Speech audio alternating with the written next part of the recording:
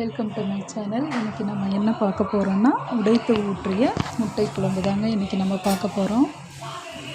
வாங்க நம்ம ஸ்டைலில் நம்ம எப்படி செய்கிறதுன்னு பார்க்கலாம். வாங்க வீடியோக்குள்ளே போகலாம்.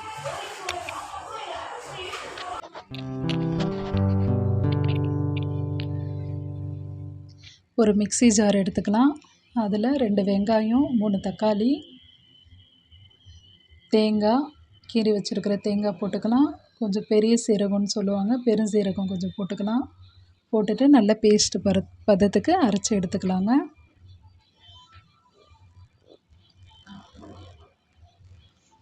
ஒரு உரல் எடுத்துக்கலாம். அதில் 10 பல் பூண்டு உரித்து வச்சுருக்கேன். அந்த பூண்டு அதில் போட்டு நல்லா இடித்து எடுத்துக்கலாம். இடித்து போட்டோன்னா நமக்கு நல்ல வாசனையாக இருக்கும் பூண்டு. அதனால் இடித்து போட்டுக்கலாங்க. இடித்து அது ஒரு பாத்திரத்தில் எடுத்துக்கலாம். இப்போ ஸ்டவ்வில் ஒரு கடாய் வச்சுக்கலாம். வச்சுட்டு ஆயில் ஊற்றிக்கலாங்க. கடுகு போட்டுக்கிறேன். கடுகு நல்லா வெடித்து வந்த பிறகு மிளகு ஒரு 10 மிளகு கிட்ட போட்டுக்கலாம். போட்டுட்டு கொஞ்சம் சீரகம் போட்டுக்கலாம். சீரகம் போட்டு நல்லா செவந்து வந்த பிறகு பச்சை மிளகா கட் பண்ணி வச்சுருக்கிற பச்சை மிளகா போட்டுக்கலாம். கருவேப்பிலை போட்டுக்கலாம். போட்டு நல்லா கிளறி விட்டுட்டு வெங்காயம் பொடியாக கட் பண்ணி வச்சுருக்கேங்க. வெங்காயத்தை போட்டுக்கிறேன்.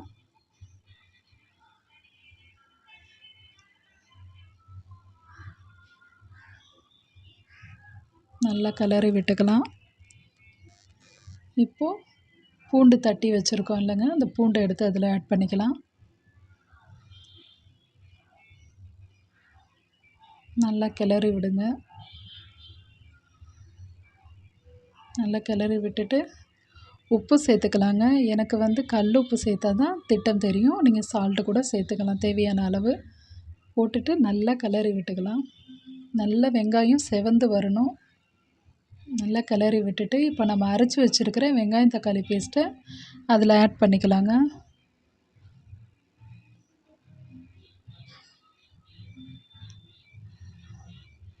ஆட் பண்ணிவிட்டு அதையுமே நல்லா செவந்து வர்றது வரைக்கும், பச்சை வாசம் போகிறது வரைக்கும் நம்ம நல்லா வதக்கி எடுத்துக்கணும்.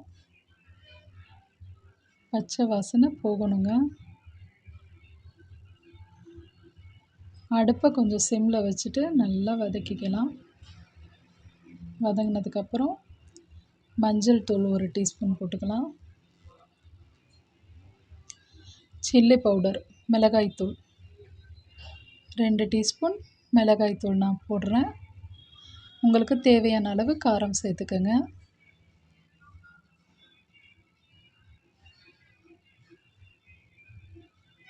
நாலு முட்டைக்கு தேவையான அளவு நான் கிரேவி மாதிரி குழம்பு வைக்க போகிறேன்.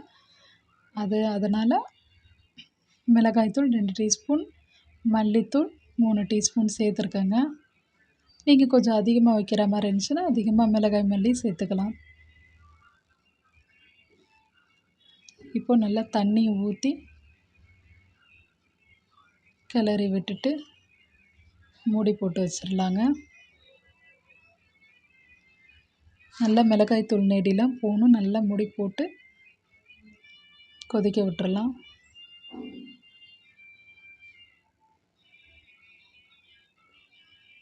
கொதிச்சிருச்சு. இப்போ திறந்து பார்க்கலாம். நல்லா கொதித்து வந்துருச்சுங்க. இப்போது வந்து முட்டை நம்ம எடுத்து வச்சுருக்கோம் இல்லைங்களா, அந்த முட்டையை நல்லா உடச்சி ஊற்றிக்கலாம். 4 முட்டை நான் எடுத்து வச்சுருக்கேன். முட்டையை சிம்மில் அடுப்பை வச்சுட்டு உடச்சி ஊற்றிக்கலாம்.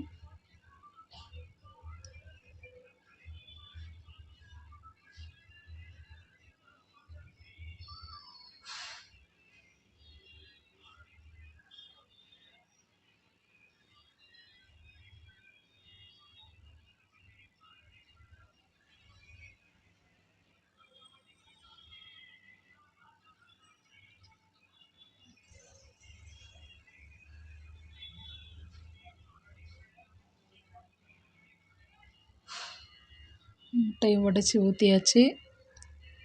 இப்போது அடுப்பில் சிம்லேயே வச்சுட்டு நம்ம இதுக்கு மூடி போட்டுடலாங்க.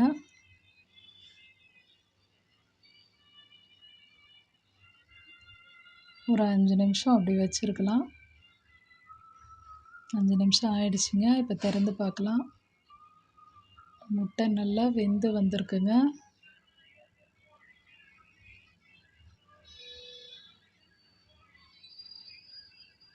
ட்ரை பண்ணி பாருங்கள்.